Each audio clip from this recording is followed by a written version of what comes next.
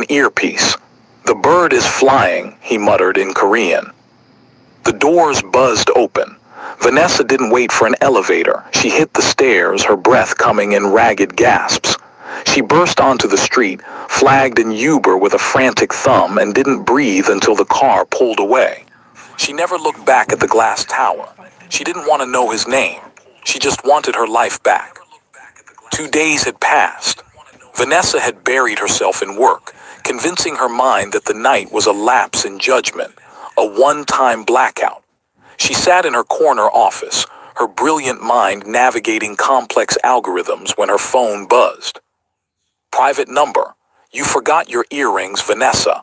They look better on the nightstand than in your ears." She dropped her phone. Her hands flew to her earlobes, empty. She had been wearing her mother's diamond studs that night. That evening, the paranoia took root. As she drove home, a matte black sedan stayed exactly 3 car lengths behind her. Every turn she took, it followed. When she sped up, it matched her. When she pulled into her gated apartment complex, the car sat idling at the curb, its tinted windows reflecting the streetlights like the eyes of a predator. Vanessa locked her door, engaged the deadbolt, and leaned against the wood, gasping. She was safe. She was a tech genius. She had a smart security system. She checked her phone, no alerts. She walked into her kitchen to pour a glass of wine, but stopped dead. On the marble island sat a steaming plate of kimchi bokkeumbap and a single black dahlia in a crystal vase. The steam rose in a lazy curl, meaning whoever had made it had been there seconds ago. There was no sign of a break-in, no broken window, just the smell of toasted food. She threw it in the trash, her heart racing so fast she feared a stroke. She spent the night on the sofa with a kitchen knife in her hand, staring at the front door. The next morning, she woke to the sound of her own alarm. She had drifted off at dawn.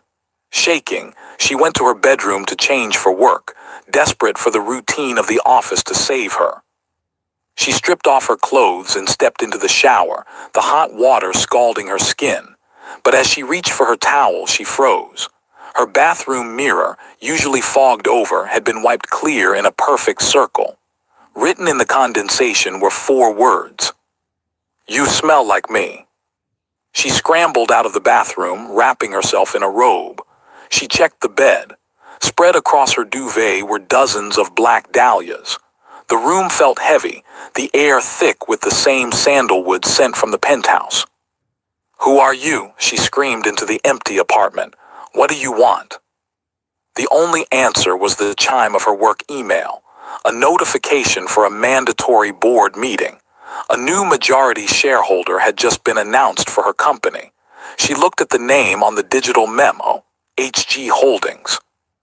Vanessa dressed in her most imposing power suit, emerald green that complemented her deep complexion and commanded respect.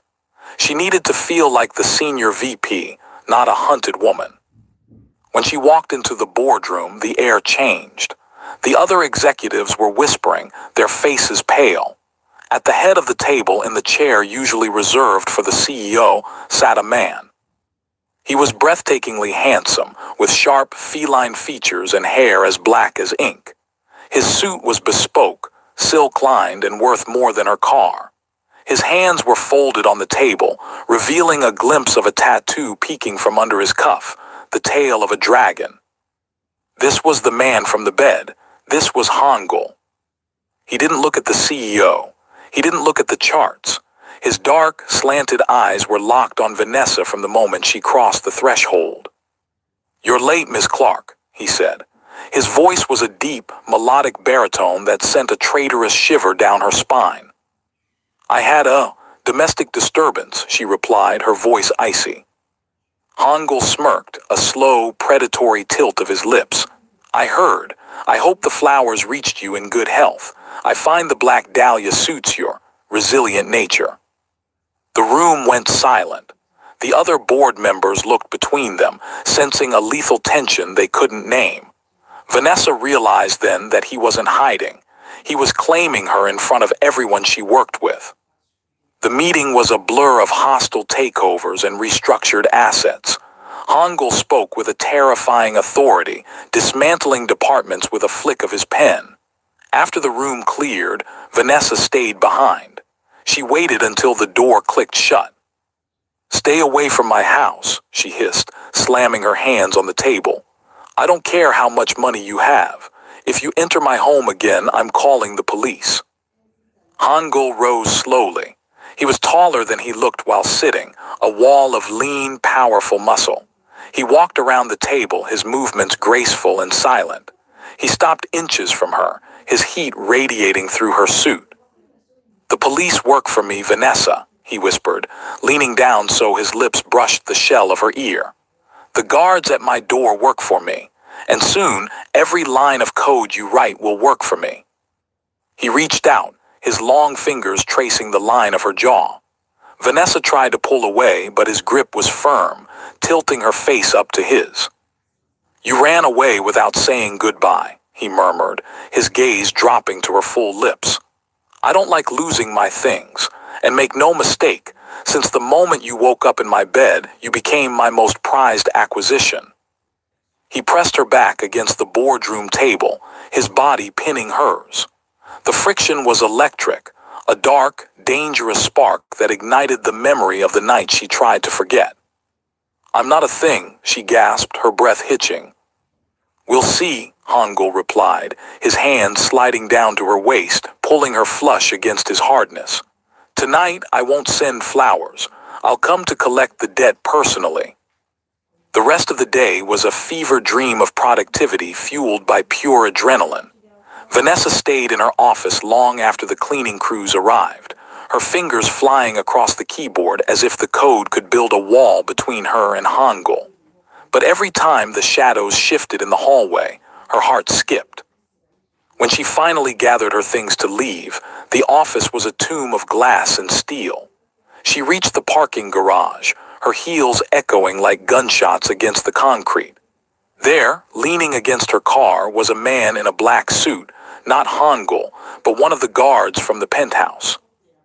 "Mr. Hangul is waiting for you at home, Miss Clarke," the man said, opening the door of a waiting black SUV. "I have my own car," Vanessa replied, her voice trembling. "It's already been moved to your apartment," the guard said, his face a mask of indifference. "Please, don't make this difficult."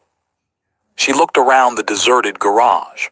There was no one to scream to, no one to witness the silent abduction. She realized with a sinking feeling that Hangul's collection had already begun. She stepped into the back of the SUV, the scent of sandalwood clinging to the leather seats, wrapping around her like a silken noose. When Vanessa entered her apartment, the lights were dimmed to a soft, amber glow. The air was thick with the smell of seared steak and expensive red wine. Hangul was in her kitchen.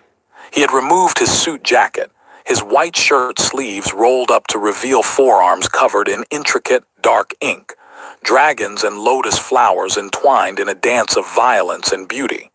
He was expertly slicing meat with one of her own kitchen knives, his movements practiced and lethal. "You're late again," he said without looking up. "I don't like my food getting cold." "Get out," Vanessa whispered, though the command lacked conviction. The sight of him occupying her domestic space was more intimate than the bed they had shared. "Sit," he commanded. It wasn't a request.